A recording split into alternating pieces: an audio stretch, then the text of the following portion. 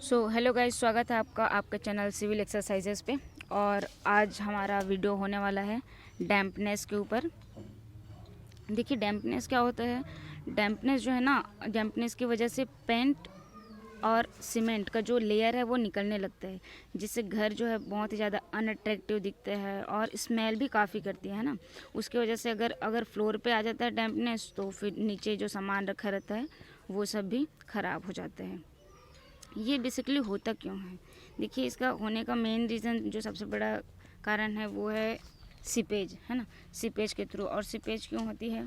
देखिए जो पानी होता है, पानी अगर हमारा घर किसी नदी या नाले के किनारे पे है, नदी नाला या फिर वहाँ पर पानी का कोई सोर्स है, तो वहाँ से क्या होता है, जो वाटर होता है, पानी होता है, वो धीरे धीरे करके वॉल्स के थ्रू, कैपिलरी एक्शन के थ्रू वो अंदर ही अंदर वो रास्ता बना लेती है, जिससे स्ट्रक्चर भी वीक होता है और जो जो एक बॉन्ड होता है सीमेंट, ये सब का सीमेंट मतलब मटेरियल का जो बॉन्ड होता है वो वीक हो जाता है। और इसका एक और रीज़न है डीपीसी। डीपीसी क्या है, जनरली गांव वगैरह में बहुत ही कम मतलब प्रोवाइड करते हैं, या फिर जिसका थिकनेस बहुत कम होता है, तो उसकी वजह से भी। और अगर मटेरियल हमारा अच्छा नहीं हुआ तो वो भी एक कारण होता है। तो देखिए इसको रोक कैसे सकते हैं, मतलब सीपेज को कैसे रोका जा सकता है।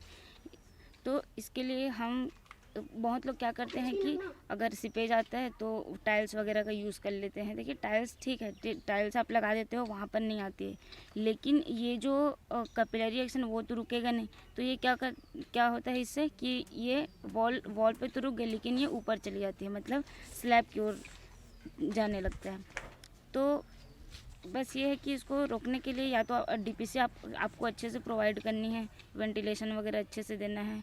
और दूसरा जो सबसे अच्छी चीज़ है डॉक्टर फिक्सिट का LW+, ये एक केमिकल होता है जिसको अपन, हाँ, और जो हम मटेरियल बनाते हैं सीमेंट सैंड एग्रीगेट वाटर डाल के, उसमें कम से कम 200 ml अगर हम लोग उसमें यूज़ कर लें पर बैग, पर सीमेंट बैग जो 50 kg का बैग होता है, उसमें 200 ml मिला के, उससे अगर हम अपना घर बनाएं, उसका यूज़ करें उस मटेरियल का, तो इससे क्या होता है, इसको काफ़ी हद तक ये हम उसको रोक सकते हैं, कैपिलरी एक्शन को हम रोक सकते हैं, मतलब उससे पानी जल्दी चढ़ेगा नहीं।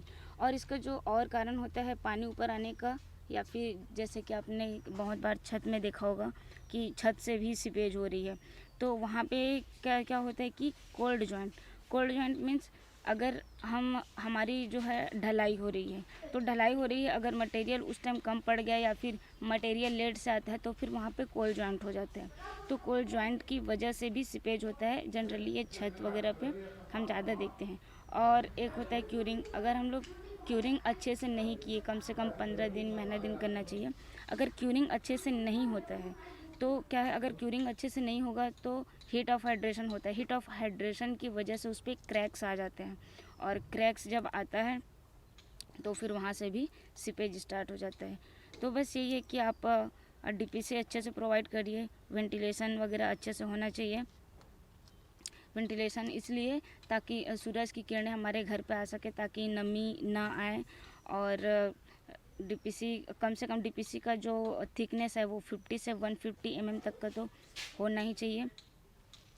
और क्यूरिंग अच्छे से करना चाहिए। और डॉक्टर फिक्सिट का LW+ आप यूज़ कर सकते हैं, या फिर डॉक्टर फिक्सिट का ही PD ग्रिट URP, इसको भी आप यूज़ कर सकते हैं।